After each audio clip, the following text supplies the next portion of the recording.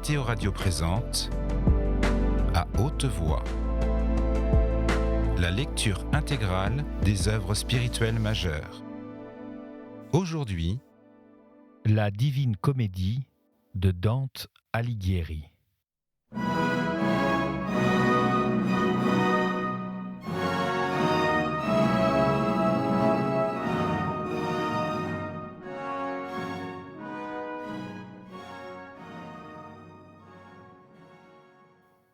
Lorsque les deux fils de Latone, couverts du bélier et de la balance, se font ensemble de l'horizon une ceinture, autant qu'en équilibre le zénith les tient de temps, jusqu'à ce que l'un et l'autre changeant d'hémisphère hors de cette ceinture se déséquilibrent, autant, avec un visage riant, Béatrice se tut, le regard fixé sur le point qui m'avait vaincu. Puis elle commença : « Je dis, et ne demande pas ce que tu veux ouïr, parce que je le vois dans le point où aboutit tout ubi et tout quando. Non pour qu'il acquiert quelque bien, ce qui ne peut être, mais pour que, resplendissant, sa splendeur puisse dire « Je suis dans son éternité, hors du temps, hors de tout ce qu'un autre peut comprendre, comme il lui plut, en neuf amours s'épanouit l'éternel amour. » Et point ne gît-il auparavant comme engourdi, car ne précéda ni ne suivit le courir de Dieu sur ses eaux. La forme et la matière, unies et pures, sortirent par un acte infaillible, comme trois flèches d'un arc à trois cordes. Et comme dans le verre, dans l'ambre ou dans le cristal, un rayon resplendit de telle manière qu'entre le venir et l'être entier il n'est point d'intervalle, ainsi de son auteur le triforme effet resplendit à la fois en tout son être, sans distinction dans le commencer. Un ordre, créé en même temps qu'elle, fut établi entre les substances et celles-là furent la cime du monde en qui fut produit l'acte pur. La pure puissance occupa la partie la plus basse. Au milieu, unit la puissance et l'acte, un lien tel que jamais il ne se délie. Jérôme vous dit dans ses écrits que les anges furent créés de longs siècles avant que l'autre monde fût fait. Mais ce vrai est écrit en beaucoup d'endroits par les écrivains qu'inspira l'Esprit Saint. Et tu le verras si bien tu regardes. Le voit aussi un peu la raison, qui ne concéderait point que si longtemps aient été les moteurs sans leur perfection. Maintenant, tu sais où et quand ces amours furent créés, et comment, de sorte qu'en ton désir déjà sont éteintes trois ardeurs. Mais, en comptant, tu n'arriverais pas à 20, sitôt qu'une partie des anges troubla le sujet de vos éléments. L'autre demeura, et avec tant de plaisir commença cet art que tu discernes, que jamais elle ne cesse de tourner. La cause de la chute fut l'orgueil maudit de celui que tu as vu étreint sous tous les poids du monde. Ceux que tu vois ici se reconnurent humblement l'œuvre de la bonté qui les avait fait aptes à tout connaître. Ce pourquoi si haut leurs vues ont été élevées par la grâce illuminante et par leur mérite, qu'ils ont une pleine et ferme volonté. Et je ne veux pas que tu doutes, mais que tu sois certain que recevoir la grâce est méritoire, selon qu'à elle s'ouvre l'affection.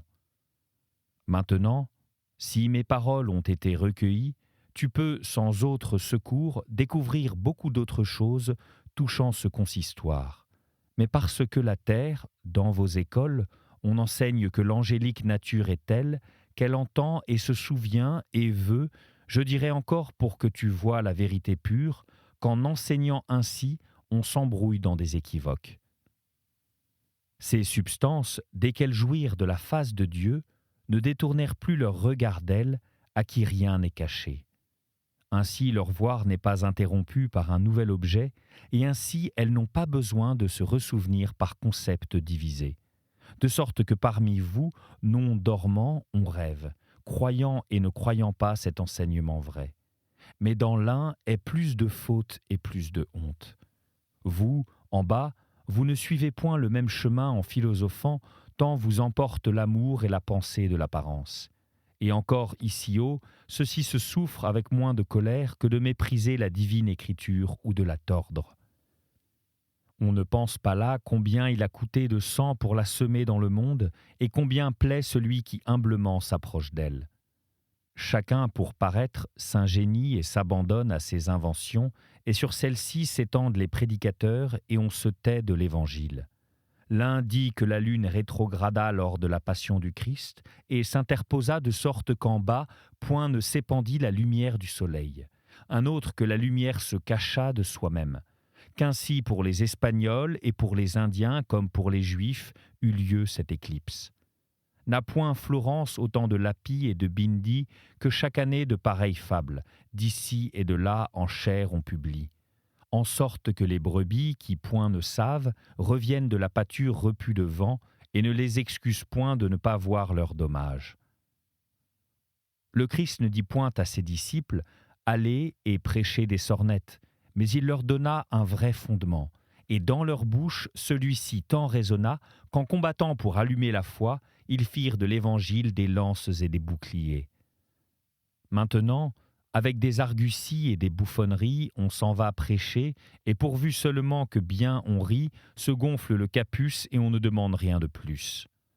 Mais dans le capuchon se niche un oiseau, tel que si le vulgaire le voyait, il ne prendrait point les indulgences auxquelles on se confie. Par quoi tant accrue la sottise sur la terre, que sans la preuve d'aucun témoignage, à toute promesse on se tournerait.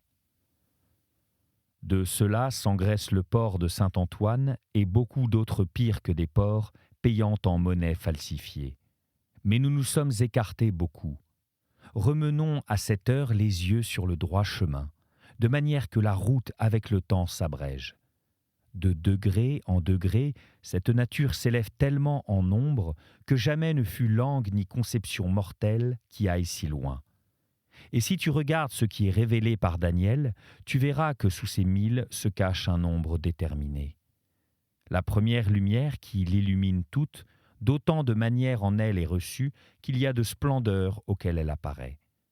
D'où, puisque l'affection suit l'acte qui reçoit, l'amour en elle diversement bout et tiédit.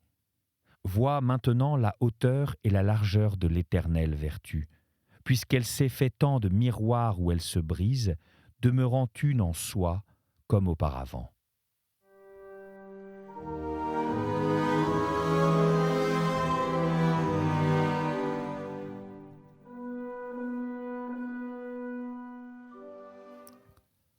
Chant 30e.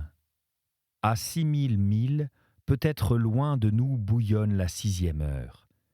Et déjà ce monde abaisse son ombre presque au lit plane, lorsque le milieu du ciel, pour nous le plus élevé, commence à devenir tel que quelques étoiles cessent d'apparaître en cette basse région, et à mesure que s'avance la brillante servante du soleil, le ciel se ferme d'étoile en étoile jusqu'à la plus belle.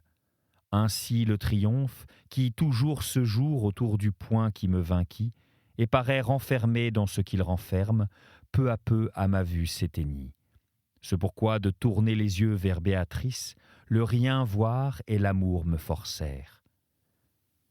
Si tout ce qui a été dit d'elle jusqu'ici en une seule louange était rassemblé, peu serait-ce près de ce qu'il faudrait cette fois.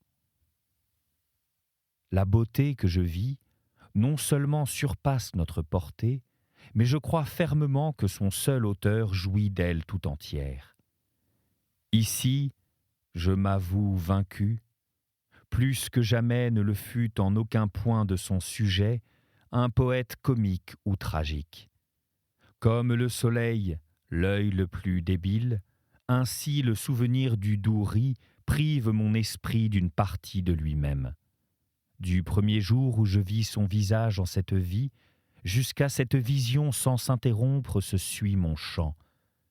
Mais il faut maintenant que, comme un artiste après son dernier effort, je renonce à suivre davantage sa beauté en poétisant. Telle que je la laisse, à célébrer à une plus éclatante trompette que la mienne, qui conduit au terme son sujet ardu, Avec la voix et le geste d'un guide diligent, elle recommença. Nous sommes sortis du plus grand corps et entrés dans le ciel de la pure lumière. Lumière intellectuelle pleine d'amour, amour du vrai, bien plein de joie, joie qui surpasse toute suavité. Ici, tu verras l'une et l'autre milices du paradis, et l'une sous la forme où tu la verras au jour de la dernière justice. Comme un subit éclair qui dissipe les esprits visuels, tellement que l'œil ne perçoit plus les plus fortes impressions des objets, ainsi autour de moi brilla une vive lumière qui m'enveloppa d'un voile de splendeur tel que rien ne m'apparaissait. Toujours l'amour dont se rassasie ce ciel accueille en soi avec cette lueur salutaire afin de disposer la chandelle à sa flamme. Ne furent pas plutôt venues au-dedans de moi ces brèves paroles que je me sentis élevé au-dessus de ma vertu, et en moi se ralluma nouvelle vue, telle qui n'est point de lumière si pure que mes yeux ne l'eussent supportée. Et je vis une lumière en forme de fleuve, éclatante de splendeur, entre deux rives peintes d'un merveilleux printemps. De ce fleuve sortaient de vives étincelles, et elles venaient se poser dans les fleurs, semblables à des rubis enchâssés dans de l'or. Puis, comme enivrée de parfum, elle se replongeait dans le brillant gouffre, et quand l'une y entrait, une autre en sortait. L'ardent désir qui maintenant t'enflamme et te presse de connaître ce que tu vois, me plaît d'autant plus que plus il s'ouvre. Mais de cette eau, il convient que tu boives avant qu'une si grande soif en toi se désaltère. Ainsi me dit le soleil de mes yeux. Il ajouta encore: le fleuve et les topazes qui entrent et qui sortent, et le riz de l'herbe sont des ombres transparentes de leur être véritable. Non que de soi ces choses soient acerbes, mais le défaut vient de toi, qui n'as pas encore une vue assez superbe. Point n'est d'enfant qui, s'éveillant beaucoup plus tard que d'ordinaire, se précipite le visage tourné vers le lait aussi vite que je fis, pour de mes yeux faire encore de meilleurs miroirs, m'inclinant vers l'onde qui coule afin qu'on s'y améliore. Et lorsque j'en mouillais le bord de mes paupières, de longue qu'elle était, elle me sembla devenue ronde. Puis, comme une personne sous un masque paraît autre qu'auparavant, si elle dépouille le visage emprunté qui le cachait, ainsi pour moi se changèrent en de plus grandes fêtes les fleurs et les étincelles, de sorte que je vis clairement les deux cours du ciel. Ô splendeur de Dieu, par qui je vis le haut triomphe du royaume véritable, donne-moi la puissance de dire comment je le vis. Une lumière est là-haut, qui rend visible le Créateur, à cette créature qui dans sa vue seule trouve sa paix. Elle s'étend en forme de cercle, autant qu'il faudrait pour que du soleil elle fût une trop large ceinture. Elle tire tout son éclat d'un rayon réfléchi au sommet du premier mobile qui reçoit de là sa vie et sa vertu. Et ainsi qu'un coteau se mire dans l'eau qui baigne son pied, comme pour se voir orné de toutes les richesses des herbes et des fleurs, ainsi au-dessus de la lumière, tout autour, je vis sur plus de 1000 gradins se mirer tous ceux de nous qui là-haut sont retournés. Et si le dernier gradin recueille en soi tant de lumière, quelle doit être la largeur de cette rose dans ses extrêmes feuilles? Ma vue ne se perdait ni dans l'ampleur ni dans la largeur, mais elle embrassait, selon tout ce qu'elle est, cette allégresse. Le près et le loin ne donnent ni n'ôtent, parce qu'où Dieu gouverne 100 000 lieues, de la loi naturelle rien ne relève. Dans le jaune de la rose éternelle qui se dilate en gradins et exhale un parfum de louange au soleil qui engendre un éternel printemps, tel que celui qui se tait et voudrait parler, Béatrice me tira et dit: « Regarde comme est grand le couvent des robes blanches. Vois notre cité, quel en est le circuit, vois nos sièges si remplis, que peu désormais y manque. Sur ce grand siège où tu tiens les yeux, à cause de la couronne déjà posée dessus, avant que tu ne t'asseyes au festin de ces noces, siégera l'âme qui en bas sera auguste, du grand Henri qui, pour redresser l'Italie, viendra avant qu'elle y soit disposée. L'aveugle cupidité qui vous fascine vous a fait semblable au petit enfant qui meurt de faim et chasse la nourrice, et sera préfète alors, dans le tribunal divin, tel qui, à découvert ou en secret, ne marchera point avec lui par le même chemin. Mais peu de temps sera-t-il, après souffert de Dieu dans le Saint-Office, il sera plongé là où, pour son mérite, est Simon le magicien, et plus bas il fera descendre celui d'Alania.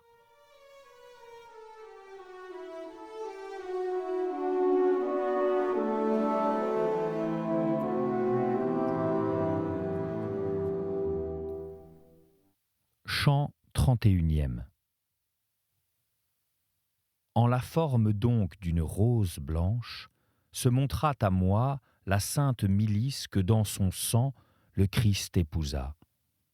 Mais l'autre, qui volant voit et chante la gloire de celui qui l'enamoure, et la bonté qui la créa si excellente, comme un essaim d'abeilles qui tantôt se plonge dans les fleurs, tantôt retourne là où son travail prend de la saveur, descendait dans la grande fleur qui s'orne de tant de feuilles, et de là remontait où son amour toujours séjourne.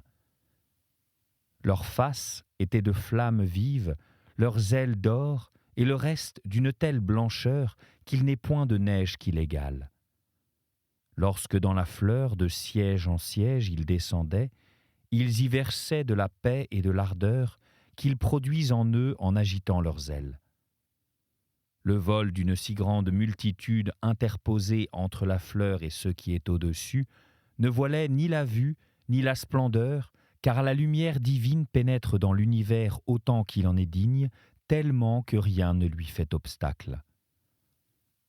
Plein de sécurité et de joie, ce royaume qu'habite un peuple ancien et un peuple nouveau tenait sa vue et son amour tout entier fixés sur un point. Ô trine lumière, qui à leurs yeux scintillant en une seule étoile les abreuve de tant de paix, regarde ici-bas notre tempête. Si les barbares, venant des régions que couvre chaque jour Hélice tournant avec le fils dont elle était prise, en voyant Rome et ses hautes structures demeuraient stupéfaits, alors que la transe s'élevait au-dessus des choses mortelles, moi, qui de l'humain au divin, du temps à l'éternité, et de Florence à un peuple juste et saint, de quelle stupeur dus-je être rempli? Certes, entre elle et la joie, mettait d'où le non-ouïr et le demeurer muet. Et comme un pèlerin qui se repose dans le temple où la conduit un vœu, regardant, espère en décrire un jour la structure, ainsi, à travers la vive lumière, je promenais mes yeux sur les gradins en haut, en bas et tout autour. Et je voyais des visages inspirant la charité, frangés de la lumière des autres et de la leur, reluisant dans tous leurs traits d'une dignité pudique. La forme générale du paradis avait jusqu'alors occupé tous mes regards, sur aucune partie non encore fixée fermement, et je me tournais avec un désir réenflammé pour interroger madame sur des choses qui tenaient mon esprit en suspens. Je m'adressais à l'un, et un autre me répondit. Je croyais voir Béatrice, et je vis un vieillard vêtu comme la troupe glorieuse. Dans ses yeux, sur ses joues, dans sa contenance pieuse, était répandue une bénigne joie, telle qu'elle convient à un père tendre. Et où est-elle ? Subitement dis-je. D'où lui ? Pour accomplir ton désir, Béatrice m'a mue de mon lieu. Et si tu regardes dans le 3e rang du plus haut gradin, tu la reverras sur le trône qui est le prix de ses mérites. Sans répondre, je levai les yeux, et je la vis qui se faisait une couronne en réfléchissant les rayons éternels. De cette région qui le plus haut tonne, nul œil mortel, lorsqu'il plonge dans la plus profonde mer, n'est aussi distant que les miens ne l'étaient de Béatrice. Mais cela, rien ne me faisait, parce que son image, en descendant à moi, ne se mêlait avec aucun milieu.